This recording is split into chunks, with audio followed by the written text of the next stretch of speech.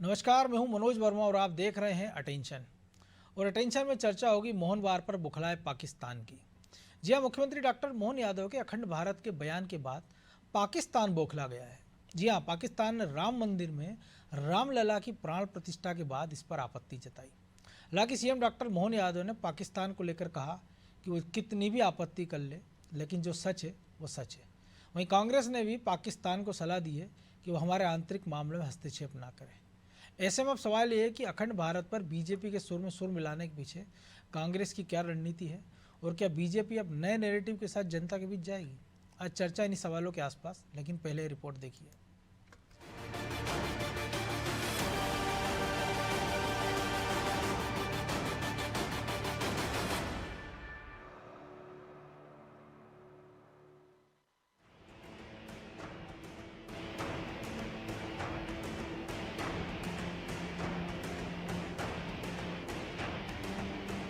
सोमवार को पूरा देश दीपों की रोशनी से जगमगा उठा। क्या अयोध्या और क्या भोपाल, दिवाली जैसा नजारा हर शहर में था। 500 साल के इंतजार के बाद अयोध्या के राम मंदिर में रामलला की प्राण प्रतिष्ठा हुई। इस दिन को ऐतिहासिक बनाने में लोगों ने कोई कसर नहीं छोड़ी। मुख्यमंत्री डॉक्टर मोहन यादव तो पहले ही कह चुके हैं कि राम मंदिर निर्माण अखंड भारत की ओर पहला चरण है और अखंड भारत फिर बनेगा, अफगानिस्तान तक अखंड भारत होगा। राम राज्य के प्राकट्य का एक पहला चरण परमात्मा करेगा। आज नहीं तो कल हम वापस देश एक करेंगे, अखंड भारत फिर बनाएंगे। तो सिंध, पंजाब, बल्कि अफगानिस्तान तक हमारा वापस भारत कोई बने। अयोध्या में राम मंदिर का निर्माण और डॉक्टर मोहन यादव का अखंड भारत पर दिया बयान पाकिस्तान का सीना छलनी कर गया। पाकिस्तान के विदेश मंत्रालय ने बयान जारी कर बाबरी मस्जिद विध्वंस की जगह पर राम मंदिर के उद्घाटन की कड़ी निंदा की, जिस पर डॉक्टर मोहन यादव ने जोरदार हमला किया। उन्होंने कहा कि पाकिस्तान लाख आपत्ति करे, हमारा देश अखंड भारत था और रहेगा। पाकिस्तान लाख आपत्ति जताई। हम सब जानते हैं कि सिंध से जो विस्थापित लोग यहाँ आए, शरणार्थी आए, उसके पहले तो अखंड भारत था ही। तो ननकाना साहब सहित जो हमारे अपने अतीत के अखंड भारत के हिस्से अगर रहे, उनको लेकर के तो हमारे लिए आज भी हमारा राष्ट्रगान में हम पंजाब, सिंध, गुजरात, मराठा, सिंध को अलग थोड़ी छोड़ सकते हैं। तो स्वाभाविक रूप से जब अयोध्या में भगवान श्री राम का मंदिर का एक तरह से प्राण प्रतिष्ठा हुई है और उस अवसर पर हमारा सांस्कृतिक अखंड भारत का सपना हजारों हजार साल से रहा है, तो कोई की आपत्ति करने से वो बात समाप्त तो नहीं हो जाएगी, वो तो अपनी जगह स्थायी रहेगी। इधर राम मंदिर पर पहले से ही घिरी कांग्रेस ने भी मौके की नजाकत को समझा और पाकिस्तान पर वार करते हुए कहा कि पाकिस्तान इस तरह की उल-जुलूल बातें कर हिंदुस्तान के अल्पसंख्यकों को भड़काना चाह रहा है। हिंदुस्तान अमन का टापू है, कम से कम हमारे आंतरिक मामलों में हस्तक्षेप न करे। पाकिस्तान का यह भी कहना उचित नहीं है कि हिंदुस्तान के अल्पसंख्यक असुरक्षित हैं।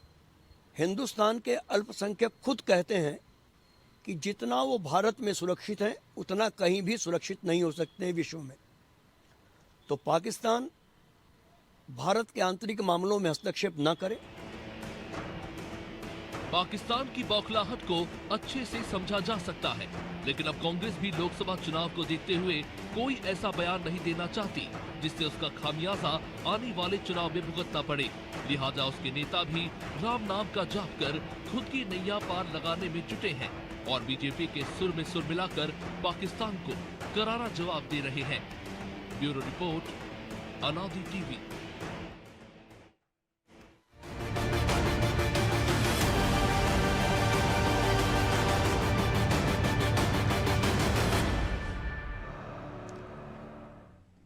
तो डॉक्टर मोहन यादव किस वार से क्यों बौखलाया पाकिस्तान, इसी को समझेंगे हमारे सहयोगी ब्रिजेश, माफ कीजिए, प्रभु पटेरिया और वरिष्ठ पत्रकार खिलावन चंद्राकर के साथ। बहुत स्वागत है खिलावन जी आपका। लेकिन ये पहली बात नहीं है कि अखंड भारत की बात कही हो, लेकिन ये पहला शायद मौका होगा कि किसी राज्य के किसी मुख्यमंत्री ने अखंड भारत को लेकर बयान दिया हो और जिसकी गूंज पाकिस्तान तक सुनाई दे और पाकिस्तान के नेता उस पर टिप्पणी कसें, सवाल उठाएं, विरोध करें और इसके साथ वो राम मंदिर को भी जोड़ दें, क्योंकि सियासी मजबूरी भी उनकी पाकिस्तान में चुनाव में फरवरी में। निश्चित रूप से मनोज जी, मुझे लगता है कि जिस तरह से भारत के एजेंडे में, चाहे कोई भी सरकार हो, भारत के एजेंडे में जिस तरह से पहले से पाक अधिकृत कश्मीर है, लेकिन अब उसको प्राप्त करने के लिए कई यत्न किए जा रहे हैं, कई कोशिशें की जा रही है। इसी तरह मुझे लगता है कि अयोध्या में राम मंदिर जैसे बड़े काम होने के बाद, राम मंदिर बनने और प्राण प्रतिष्ठा होने के बाद भाजपा के पास एक बड़ा एजेंडा राष्ट्रवाद का है।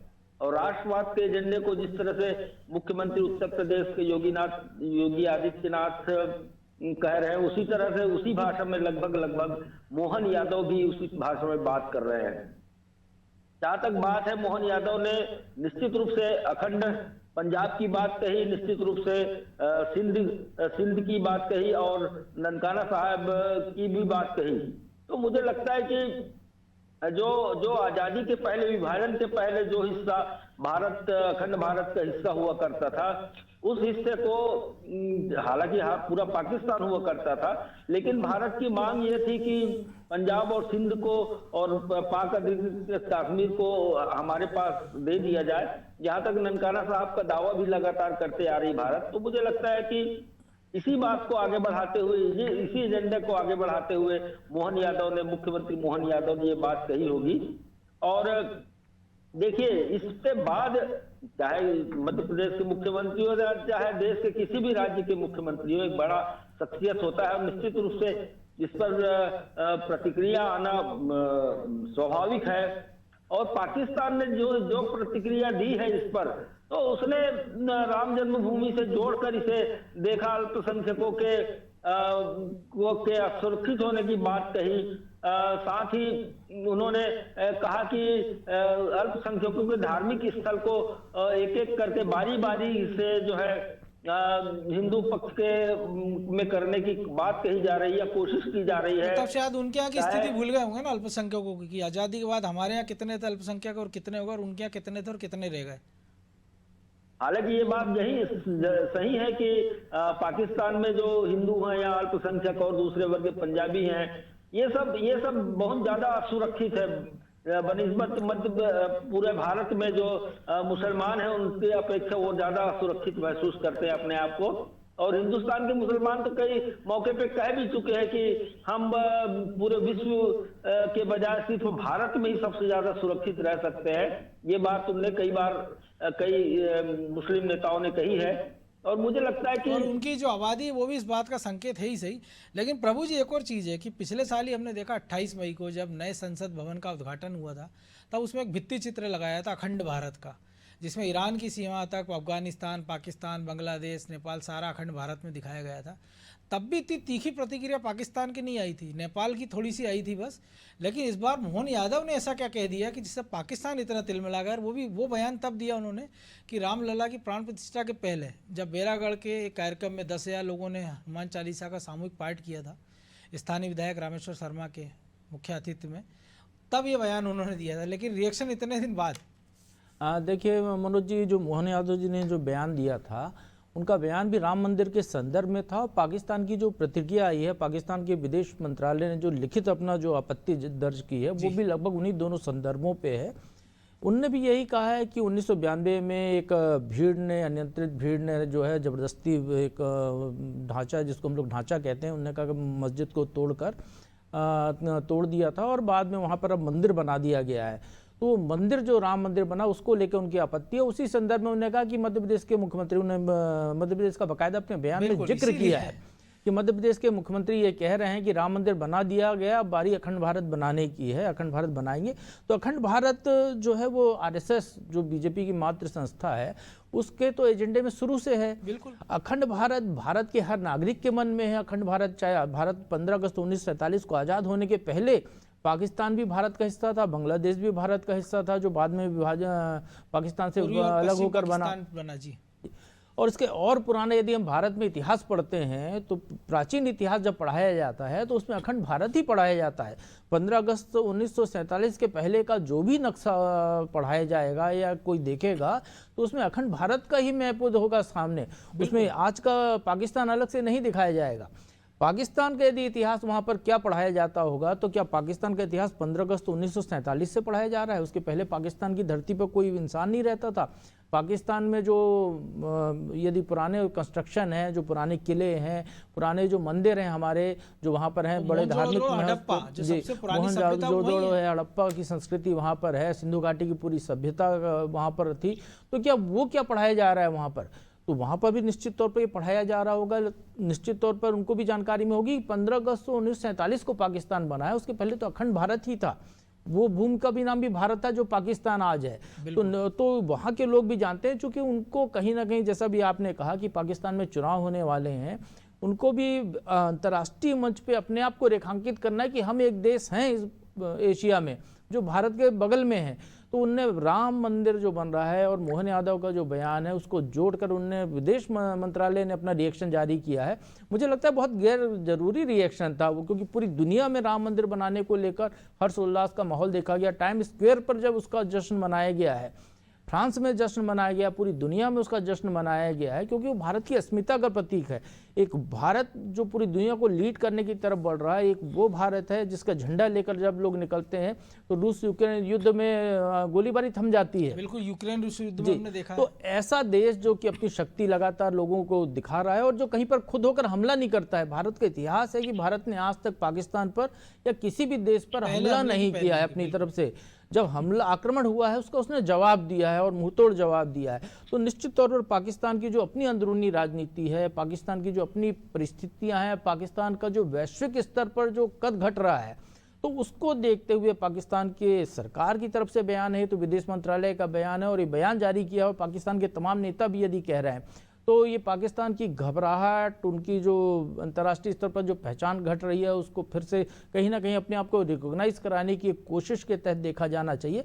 और जहां तक अखंड भारत की बात है, तो हर भारतीय का सपना है, मोहन यादव का ही तो सपना नहीं होगा, आपका सपना है, हमारा सपना है। भारत माता को और भारत में रहने वाले अल्पसंख्यक समाज के लोगों का भी ये सपना होना चाहिए और होगा, क्योंकि उनको अपने रिश्तेदारों से मिलने जाना है। हम भोपाल में बैठकर बात कर रहे हैं, भोपाल के बहुत सारे परिवार ऐसे हैं जिनके रिश्तेदारियां पाकिस्तान में हैं। बिल्कुल, उनको अपने रिश्तेदारों से मिलना है तो उनको लिए तरह तरह की दिक्कतों का सामना करना पड़ता है। वीज़ा नहीं मिलता है, परमिशन नहीं मिलती है, एक निश्चित समय तक वहाँ रहना पड़ता है, तमाम तरह की परेशानियां, जांच पड़ताल होती है। तो वो सबसे बचने का भी एक तरीका ये है कि अखंड भारत हो जाए, एक स्वतंत्र भारत रहे आने जाने की, तो लोग आसानी से मिलजुल सकेंगे। तो निश्चित तौर पर हर भारतीय के मन में है, चाहे वो मुस्लिम समाज का हो, चाहे वो हिंदू समाज का हो, या वो किसी पार्टी का हो, अखंड भारत की बात आती है तो सबके मन में है। और ये तो देखिए कि अखंड भारत हम आज नहीं कह रहे हैं, मोहन यादव ने आज नहीं कहा है। आज से 76 साल पहले जब देश आज़ाद हुआ तो पाक अधिकृत कश्मीर जो पाकिस्तान ने कब्जे में ले लिया बाद में, उसके लिए सीटें हमारे यहाँ जम्मू कश्मीर विधानसभा में आरक्षित थी। अभी सीटें बढ़ाकर हमने 24 कर दी हैं भारत सरकार ने वहाँ पर उनके लिए। तो हम तो प्रतिनिधित्व उसको दे रहे हैं, उसको अपनी भूमि मान रहे हैं। वहाँ की संस्कृति हमसे जुड़ी हुई है, हमारे कई धार्मिक तीर्थ स्थल वहाँ पर हैं, सिखों का तीर्थ स्थल वहाँ पे है, शारदा पीठ वहाँ पर है जी, हिंगलाज माता का मंदिर वहाँ पर है। तो ये तो हमारी शक्ति पीठ हैं वहाँ पर, जहाँ पर लोग जाकर शक्ति अर्जित करते हैं, पूजा पाठ करते हैं। वहाँ जाने के लिए परमिशन की दिक्कत होती है, तो ये तो सबको पता है, क्योंकि उनको खुद पाकिस्तान की अस्मिता की अपनी बात है। तो वो डर वो दिखा रहे हैं कि ये जब राम मंदिर बना दिया, अब उसके बाद ये पाकिस्तान को हड़पने की कोशिश करेंगे, इस तरीके की उनकी सरकार दे रही है। तो ये बिल्कुल बचकाना है, प्राइमरी स्कूल के बच्चों जैसा बयान इसको कहना चाहिए। वो खिलावन जी, संकट उनका ये भी है ना कि एक ऐसा मुख्यमंत्री जो संघ की पृष्ठभूमि से आता है, सबको पता है कि क्यों मुख्यमंत्री बनाया गया, और इकलौता मुख्यमंत्री शायद हाल के वर्षों में जिसने पीओके से ऊपर बढ़कर अखंड भारत की बात की। क्योंकि पीओके को लेकर तो कई सारे नेता कहते रहते हैं। 1994 में भी हमारी संसद ने प्रस्ताव पारित किया गया कि पीओके हमारा है, 30 साल हो गए। लेकिन अगर मोहन यादव कुछ कह रहे तो जाहिर सी बात है संघ का कुछ ना कुछ एजेंडा होगा, लेकिन उसके लिए अगर मोहन यादव को चुना गया तो उसमें भी कोई मैसेज है। निश्चित रूप से मनोज जी, ये संघ का ही एजेंडा है और संघ के एजेंडे को ही आगे बढ़ाने की कोशिश मुख्यमंत्री मोहन यादव कर रहे हैं। और आपने देखा होगा उनका उल्लेख ही स्पष्ट तौर पे अखंड पंजाब, चाहे सिंध हो, चाहे ननकाना साहब हो, इन सब को लेकर के है। उन्होंने ये भी कहा है, सिर्फ पाकिस्तान तक सीमित नहीं रहे वो, उन्हें अफगानिस्तान को भी अखंड भारत का हिस्सा माना है। ईरान की सीमा तक कहा जाता है कि कहा जाता है, लेकिन उनके उल्लेख जो है सिर्फ अफगानिस्तान तक था और पाकिस्तान के इन हिस्सों का था। तो मुझे लगता है कि अखंड भारत की परिकल्पना जो आरएसएस करती आई है लगातार, उसी एजेंडे को आगे बढ़ाने की कोशिश मोहन यादव ने की है। निश्चित रूप से आप सही कह रहे हैं कि वो संघ की पृष्ठभूमि से आने वाले राजनेता हैं और संघ के रीति नीति से पूरी तरह परिचित है। संघ क्या चाहता है भारत को लेकर के, क्या विश्व को लेकर के, क्या बात संघ के एजेंडे में शामिल, ये सब मालूम है मोहन यादव को। एक और महत्वपूर्ण बात मैं कहना चाहता हूं, देखिए पाकिस्तान के विदेश मंत्रालय ने जो आपत्ति दर्ज कराई है इस सब बयान पे, उसमें उसने स्पष्ट कहा है कि हम इस मुद्दे को संयुक्त राष्ट्र तक भी ले जाएंगे। जिस तरह से राम मंदिर का विध्वंस 6 दिसंबर 92 को किया गया, उसके बाद लगातार ज्ञान वापी को लेकर के, मथुरा को लेकर के जिस तरह से विवाद लगातार सामने आ रही है और कोशिश की जा रही है कि इसे जो है हिंदू समुदाय को दे दिया जाए, ऐसे बयान लगातार आ रहे हैं और कोर्ट में भी इस तरह के मामले चल रहे हैं। तो मुझे लगता है कि वो इस पर हस्तक्षेप कराने की कोशिश संयुक्त राष्ट्र में जरूर करेगी आने वाले दिनों में पाकिस्तान, ऐसा मुझे संकेत मिल रहा है। जी तो प्रभु जी, कांग्रेस के नेता का हमने बयान सुना और होना चाहिए देश हित में इस प्रकार के बयान, लेकिन फेस सेविंग भी है, क्योंकि हमने देखा है कि ये पहली बार नहीं है अगर अखंड भारत की बात है। सबसे पहले वीर सावरकर ने 1939 में अखंड भारत की बात कही थी। इसके बाद 1949 में अखिल भारतीय हिंदू महासभा ने उठाया था मामला, और फरवरी 1950 में नेहरू ने कहा था, जवाहरलाल नेहरू जब प्रधानमंत्री थे, कि ये बचकाना प्रस्ताव है, इससे कोई मतलब नहीं निकलने वाला है। तो तब से लेके अब तक एक दौर नया बदल चुका है काफ़ी सारा, और अब अगर ये बात उठ रही है और कांग्रेस अगर समर्थन कर रही है तो एक अच्छा संकेत माना जाए। या जो गलती उन्होंने रामलला की प्राण प्रतिष्ठा से दूरी बनाकर कर ली, हालांकि भरपाई का प्रयास हमने देखा भोपाल से लेकर तमाम जगह कि कहीं उन्होंने सुंदरकांड किए, कहीं मंदिरों में गए, झालर रोशनी लगाई, शुभकामना संदेश भी दिए, सोशल मीडिया में भी सक्रिय दिखे। हाँ बिल्कुल मनोज जी, कांग्रेस यदि जो बात कर रही है तो समय को समझ रही है कि देश की जनता का मूड क्या है, जनता क्या चाहती है। देश की जनता राम मंदिर चाहती थी, राम मंदिर में प्राण प्रतिष्ठा चाहती थी। कांग्रेस ने अपना एक स्टैंड लिया और जब जनता का मूड उनको जो समझ में आया, जो दिखा है, जिस तरीके से आज ही वहां पर अब लाखों लोग दर्शन के लिए गए हैं, तो निश्चित तौर पर जनता कांग्रेस को ये समझ में आया, क्योंकि कांग्रेस या कोई भी राजनीतिक दल है वो जनता से ही चुनकर तो सरकार बना पाता है। तो जब जनता की समरस आप नहीं है तो जनता आपको क्यों पसंद करेगी, ये कांग्रेस की भी समझ में आ रहा है। इसलिए वो हिंदुत्व की तरफ जा रहे हैं। निश्चित तौर पर वो अपने स्तर पर जहां तक कर सकते हैं सीमा रेखा खींचकर वो हिंदुत्व की बात कर रहे हैं। अभी वो मंदिरों में जा रहे हैं। मध्य प्रदेश के तो प्रदेश कांग्रेस अध्यक्ष ने कहा कि प्रदेश भर से वो कांग्रेस जनों को लेकर अयोध्या दर्शन कराने ले जाएंगे, जबकि कांग्रेस के बड़े नेताओं ने उसको निमंत्रण के बाद भी ठुकरा दिया वहां जाने से। तो ये इस तरीके का कांग्रेस को भी समझ में आ रहा है, उनको यदि चुनावी राजनीति करनी है, वोट चाहिए जनता का, तो जनता के भावनाओं का ख्याल रखना होगा।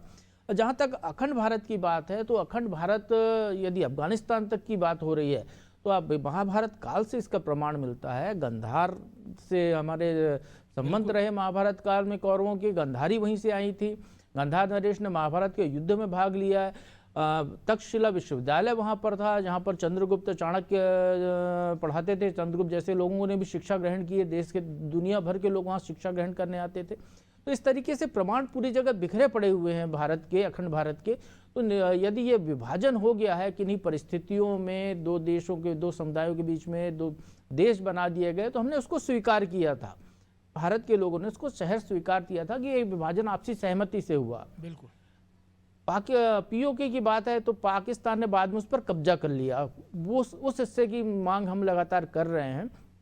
यदि जनता की सेंटिमेंट है कि जो भावना है अखंड भारत की, तो अखंड भारत की भावना तो रहेगी ना सबकी। क्योंकि यदि कोई तक्षशिला की जिक्र करेगा, कोई विश्वविद्यालय का जिक्र करेगा तो तक्षशिला का जिक्र आएगा।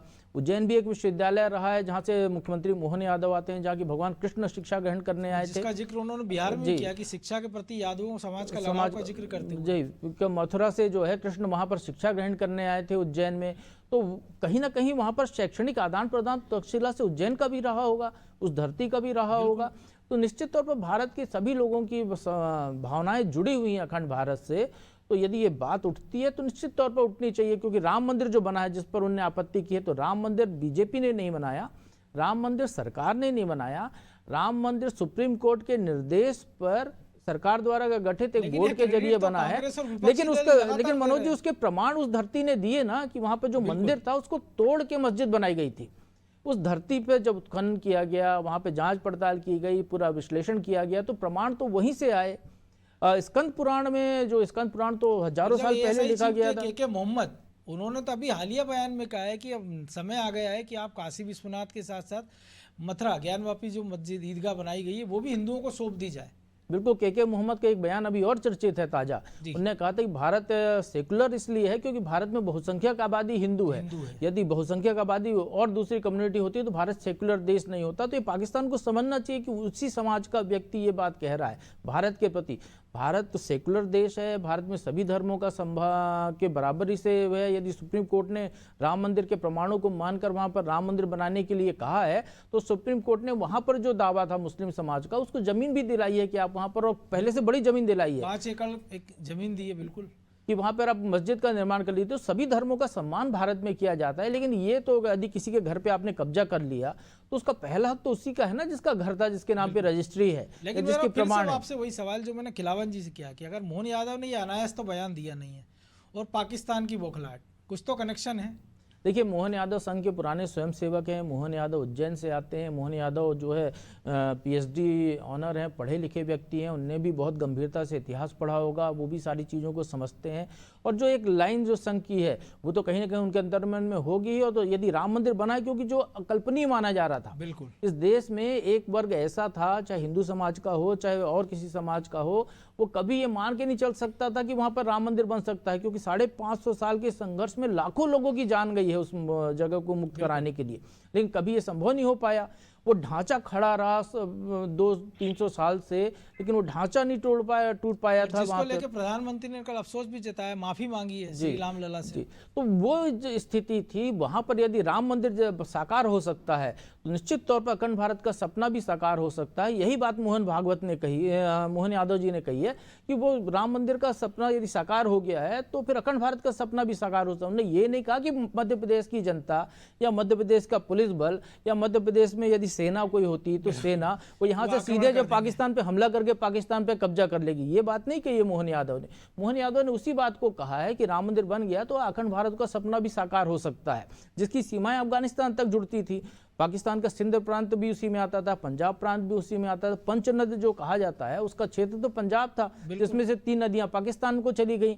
तो निश्चित तौर पर वो वही बात उन्होंने कही है। उन्होंने ये नहीं कहा कि आज ही हमला भारत वहां पर कर देने वाला, जिस तरीके से पाकिस्तान घबराहट दिखा रहा है या बचकानी हरकत दिखा रहा है। मोदी सरकार में बीजेपी सरकार है, संघ परिवार कहता है, वो इसी कार्यकाल में इम्प्लीमेंट कर लेते हैं। वो कि अगर 4 साल पहले राम मंदिर के लिए निर्माण शिला रखते हैं तो वो तैयार हो जाता है। सेंट्रल विस्टा की बात कर लें, 370 की बात कर लें, 3 तलाक की बात कर लें, सीए की बात कर लें, तो शायद ये भी एक घबराहट तो होगी ना। देखिए मनोज जी, पाकिस्तान में ही वहाँ पर कुछ लोगों का कहना है, वहाँ के सोशल मीडिया पे भी बहुत चला था ये, कि पाकिस्तान में भी नरेंद्र मोदी जैसा प्रधानमंत्री होना चाहिए, वहाँ का नेतृत्व ऐसा होना चाहिए जो बदल दे सबको। निश्चित तौर पर भारत का नेतृत्व ये करके दिखा रहा है कि वो जो चाहते हैं, वो जो कहते हैं उसको पूरा कर देते हैं समय सीमा के अंदर। तो पाकिस्तान को भी उससे प्रेरणा लेनी चाहिए। भारत तो वो देश है जो अफगानिस्तान में आज तालिबान का शासन होने के बावजूद वहाँ पर मदद कर रहा है। वहाँ पर भी हम निर्माण कार्य करा रहे हैं, अपनी तरफ से संसाधन लगा रहे हैं। यदि नेपाल में भूकंप आया तो सबसे पहले मदद पहुंचाने वाला भारत था। यदि मालदीव पर वहां पर गृहयुद्ध की स्थिति बनी तो सबसे पहले अपनी सेना भेजकर वहां की सरकार को सब बचाने वाला भारत था।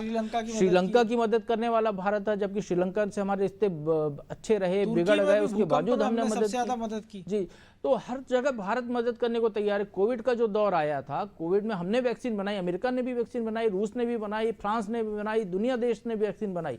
भारत ने वैक्सीन बनाई और पूरी दुनिया के जो मुल्क थे जिनके पास वैक्सीन खुद की उपलब्ध नहीं थी, उनको हमने मुफ्त वैक्सीन दी।